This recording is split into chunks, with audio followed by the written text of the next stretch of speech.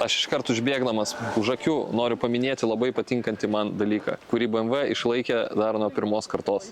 Tai yra 2 dalių šitą? 2 dalių bagažinės dangtis. Bet jisai va kuo skiriasi, jisai dabar jau yra elektrinis.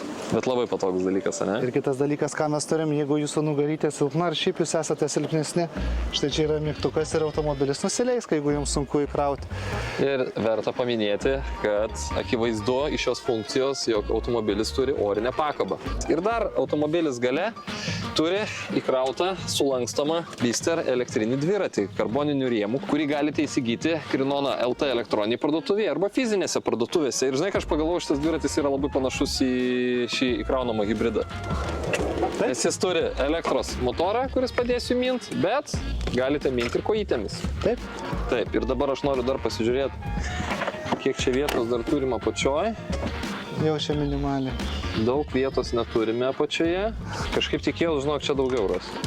Nes kadangi šio įkraunamo hybrido elektros baterijos yra sumontuotos ant dugno, aš kažkaip galvojau, kad rasiu čia daug tūrio šitoj vietoj. Čia pagal dviratį, aš jau matau, kad bagažinė didelė, bet aš tiesiog tikėjausi daugiau erdvės ras po dangčiu. Ne, bagažinė tai didelė.